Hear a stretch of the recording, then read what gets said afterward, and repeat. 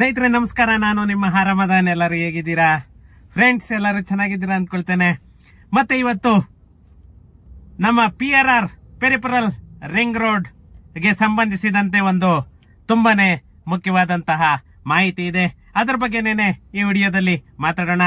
ಅದಕ್ಕೂ ಮುಂಚೆ ಇನ್ನು ನನ್ನ ಚಾನೆಲ್ ಅನ್ನ ಯಾರೆಲ್ಲ ಸಬ್ಸ್ಕ್ರೈಬ್ ಮಾಡ್ಕೊಂಡಿಲ್ಲ ಪ್ಲೀಸ್ ಸಬ್ಸ್ಕ್ರೈಬ್ ಮಾಡ್ಕೊಳ್ಳಿ. ಹಾಗೇನೆ ನನ್ನ ವಿಡಿಯೋಸ್ ಅನ್ನ ಶೇರ್ ಮಾಡೋ ಮುಖಾಂತರ ನನಗೆ ಸಪೋರ್ಟ್ ಮಾಡಿ ಅಂತ ಹೇಳ್ತಾ ಫ್ರೆಂಡ್ಸ್, ಟೈಮ್ ವೇಸ್ಟ್ ಮಾಡೋದು ಬೇಡ, ನಾವು ವಿಡಿಯೋಗೆ ಎಂಟರ್ ಆಗೋಣ. ಏನು ನಮ್ಮ ಪೆರಿಫೆರಲ್ ರಿಂಗ್ ರೋಡ್ 1 and 2 ಬರ್ತಾ ಇದೆ. ಅದಕ್ಕೇನೆ ಒಂದು ನಮ್ಮ ಬೆಂಗಳೂರು ಬಿಸ್ನೆಸ್ ಕಾರಿಡಾರ್ ಯೋಜನೆ ಅಂತ ಹೇಳ್ಬಿಟ್ಟು ಹೆಸರಿಟ್ಟಿದ್ದಾರೆ. ಅದರಲ್ಲಿ PRR 1 and PRR 2 ಎರಡು ಇದೆ. ಅದನ್ನ ಒಂದು ನಮ್ಮ ಕರ್ನಾಟಕ ಸರ್ಕಾರ ಏನು ನಮ್ಮ BDA ಅಧ್ಯಕ್ಷರು ಮಿಸ್ಟರ್ ಹ್ಯಾರಿಸ್ ಅವರು ಒಂದು ಸಭೆಯನ್ನ ಕರೆದಿದ್ರು. ಆ ಸಭೆಯಲ್ಲಿ ಸುಮಾರು ಕಾಲ ಡಿಸ್ಕಷನ್ ಎಲ್ಲ ಆಯ್ತು. ಪರ ವಿರೋಧ ಅನ್ನಾಗೆ ಎಲ್ಲ ಅಧ್ಯಕ್ಷರಾಗ್ಬೋದು ಅಥವಾ ಅಧಿಕಾರಿಗಳಾಗ್ಬೋದು ಎಲ್ಲರೂ ಕೂಡ ಆ ಸಭೆಯಲ್ಲಿ ಹಾಜರಿದ್ರು. ಅದರಲ್ಲಿ ಏನೇನು ಬೆಳವಣಿಗೆಗಳು ಆಯ್ತು ಅನ್ನೋದ್ರ ಬಗ್ಗೆನೇನೆ ಈ ವಿಡಿಯೋದಲ್ಲಿ ನೋಡೋಣ. ಫ್ರೆಂಡ್ಸ್, ನಮ್ಮ Bengaluru business corridor peripheral ring road 1 ಯೋಜನೆಗೆ ಸ್ವಾಧೀನಪಡಿಸಿಕೊಳ್ಳಲು ಹೊರಟಿರುವಂತಹ ಭೂಮಿಗೆ ಕೇಂದ್ರ ಸರ್ಕಾರದ 2013ರ ಭೂಸ್ವಾಧೀನ ಕಾಯ್ದೆ ಅಡಿಯಲ್ಲಿ ಪರಿಹಾರ ನೀಡಬೇಕು, ಇಲ್ಲವಾದರೆ ಅಧಿಸೂಚನೆಯನ್ನ ರದ್ದುಪಡಿಸಬೇಕು ಅಂತ ಹೇಳ್ಬಿಟ್ಟು ನಮ್ಮ ರೈತರು ಆಗ್ರಹಿಸುತ್ತಿದ್ದಾರೆ. ಏನು ನಮ್ಮ ಬೆಂಗಳೂರು ಅಭಿವೃದ್ಧಿ ಪ್ರಾಧಿಕಾರದ ಕಚೇರಿಯಲ್ಲಿ ಗುರುವಾರ ಈ PRR ಯೋಜನೆಗೆ ಸಂಬಂಧಿಸಿದಂತೆ BDA ಕಾನೂನಿಗೆ ತಿದ್ದುಪಡಿ ತಂದು ಕೇಂದ್ರ ಸರ್ಕಾರದ ಭೂ ಸ್ವಾಧೀನ ಕಾಯ್ದೆಯನ್ನ ಅಳವಡಿಸಿಕೊಳ್ಳಬೇಕು, ಮತ್ತೆ ಈ ಕಾಯ್ದೆಯ ಪ್ರಕಾರ ಮಾರುಕಟ್ಟೆ ಬೆಲೆಗಿಂತ 2 ಪಟ್ಟು ಪರಿಹಾರವನ್ನು ನೀಡುವುದರ ಜತೆಗೆ ಪುನರ್ವಸತಿಯನ್ನು ಕೂಡ ಕಲ್ಪಿಸಬೇಕು ಅಂತ ಹೇಳ್ಬಿಟ್ಟು ರೈತರು ಪಟ್ಟನ್ನ ಹಿಡಿದ್ರು.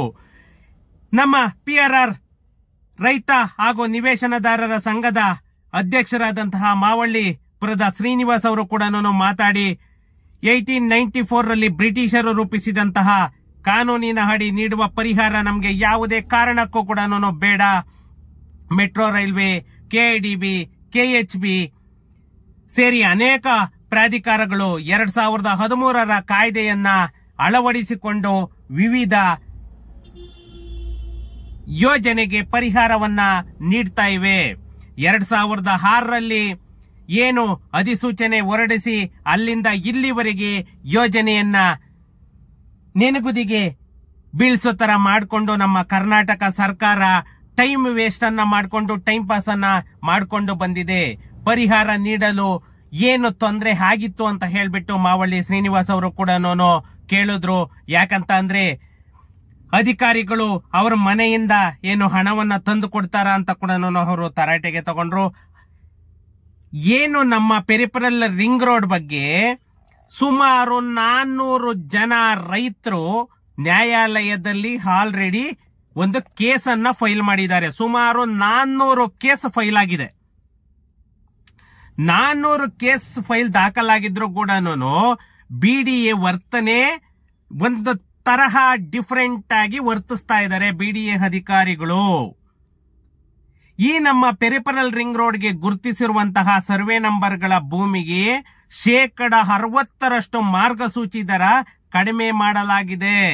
ಈಗ ಮಾರ್ಗಸೂಚಿ ಪ್ರಕಾರ 2 ರಿಂದ 3 ಪಟ್ಟು ಪರಿಹಾರವನ್ನ ನೀಡಬೇಕು. ಇಲ್ಲ ಅಂತ ಅಂದ್ರೆ ನಾವು ಯಾವುದೇ ಕಾರಣಕ್ಕೂ ಕೂಡ ಜಾಗವನ್ನ ಕೊಡೋದಿಲ್ಲ, ಜಮೀನನ್ನ ಕೊಡೋದಿಲ್ಲ ಅಂತ ಹೇಳ್ಬಿಟ್ಟು ನಮ್ಮ ವರ್ತೂರ್ ರೈತರು ಜಗದೀಶ್ ರೆಡ್ಡಿ ಅವರು ಕೂಡ ಆಕ್ರೋಶವನ್ನ ವ್ಯಕ್ತಪಡಿಸಿದ್ರು. ಏನಂದ್ರೆ ಈ ಪೆರಿಫೆರಲ್ ರಿಂಗ್ ರೋಡ್ ಬಗ್ಗೆ ಎಷ್ಟೇ ಮಾತಾಡ್ತಾ ಇದ್ರು ಕೂಡ ಅದ್ರ ಬಗ್ಗೆ ಮಾತಾಡ್ತಾನೆ ಇರ್ಬೇಕು ಅನ್ಸುತ್ತೆ. ಯಾಕಂತ ಅಂದ್ರೆ ಈ ನಮ್ಮ ಕರ್ನಾಟಕ ಸರ್ಕಾರ ಆಗ್ಬೋದು ಅಥವಾ BDA ಆಗ್ಬೋದು ರೈತರ ಪರವಾಗಿ ಯಾವತ್ತೂ ನಿಂತಿಲ್ಲ. ಕೋರ್ಟ್ ಕೂಡ ಯಾವತ್ತು ರೈತರ ಪರವಾಗಿ ಆದೇಶವನ್ನ ಕೊಟ್ಟಿಲ್ಲ. ಯಾಕಂತ ಅಂದ್ರೆ ಲಾಸ್ಟ್ ಟೈಮ್ ಏನೇ MCHS layout Shivaram Karanth Nagar layout ಅಲ್ಲೇನೆ ನೋಡಿದ್ವಿ. ಸುಪ್ರೀಂ ಕೋರ್ಟ್ ಕೂಡ ಯಾವುದೇ ಡಿನೋಟಿಫಿಕೇಶನ್ ಮಾಡಬಾರ್ದು ಅಂತ ಹೇಳ್ಬಿಟ್ಟು ಇದ್ ಮಾಡಾಕ್ಬಿಡ್ತು. ಏನು ನಮ್ಮ ಬೆಂಗಳೂರು ಬಿಸಿನೆಸ್ ಕಾರಿಡಾರ್ ಯೋಜನೆ PRR 1ಗೆ 2557 ಎಕರೆ ಭೂಮಿ ಏನು ಅಗತ್ಯ ಇದೆ, ಅದು ಸುಮಾರು 74 ಕಿಲೋಮೀಟರ್ ಉದ್ದದ ರಸ್ತೆ.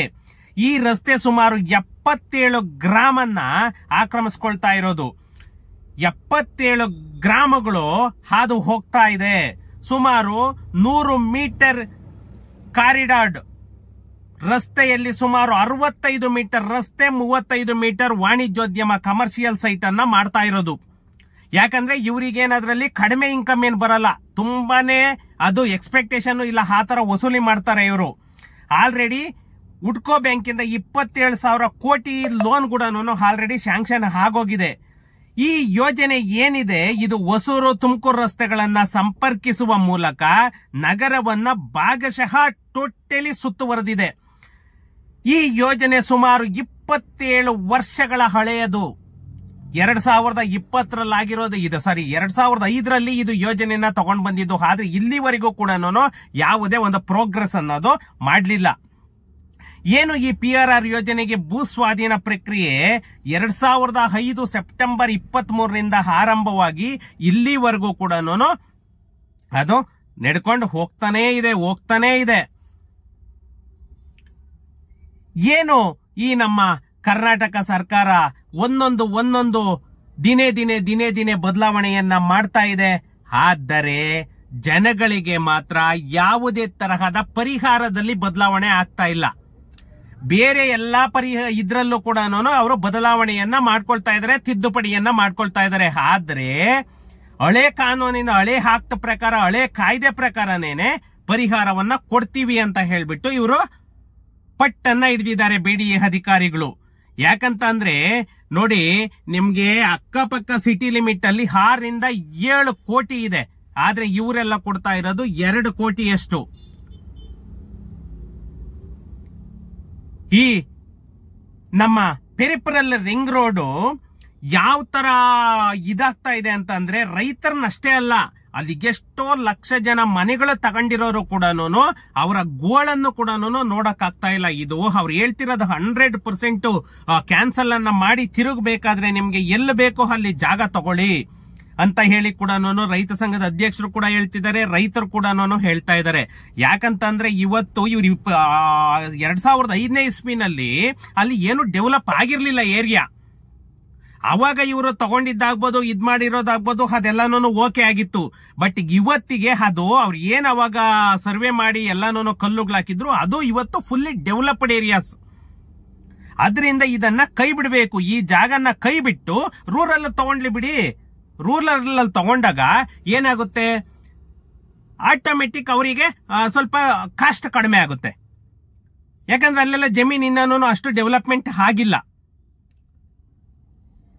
ಆ ಡೆವಲಪ್ಮೆಂಟ್ ಆಗದೆ ಇರೋ ಜಾಗನ ವೇಕೆಂಟ್ ಜಾಗ ತಗೊಳ್ಳೋದು ಮತ್ತೆ ತಗೊಳ್ಳೋದಕ್ಕೆ ಹೆಂಗಿದೆ, ಇವರು ಫುಲ್ಲಿ ಡೆವಲಪ್ ಆಗಿರೋ ಏರಿಯಾನ ತಗೊಳ್ಳೋದು ಹೆಂಗಿದೆ.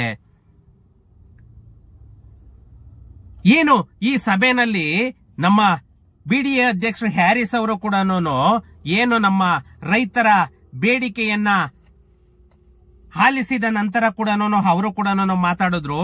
ಈ ಯೋಜನೆಗೆ ಈಗಾಗಲೇ ಹುಡ್ಕೋ ಕೂಡ ಸಾಲವನ್ನ ನೀಡಿದೆ. ಆಲ್ರೆಡಿ 27 ಕೋಟಿ ಸಾಲವನ್ನ ತಗೊಂಡಾಗಿದೆ.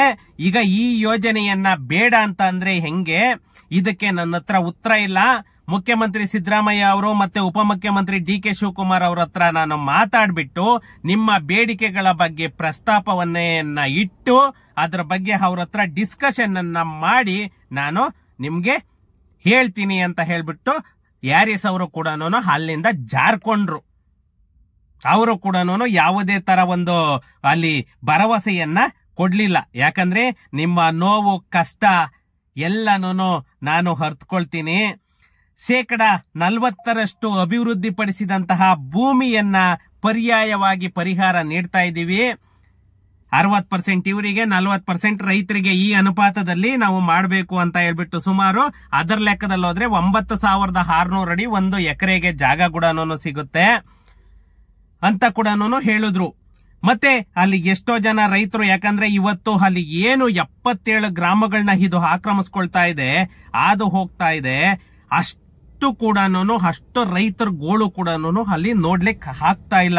ಇದು ನಮ್ಮ ಪೆರಿಫೆರಲ್ ರಿಂಗ್ ರೋಡ್ ಬಗ್ಗೆ ಇರುವಂತಹ ಲೇಟೆಸ್ಟ್ ಮಾಹಿತಿ. ಯಾಕಂದ್ರೆ ಇದನ್ನ ಫಸ್ಟ್ ಕ್ಯಾನ್ಸಲ್ ಮಾಡಬೇಕು.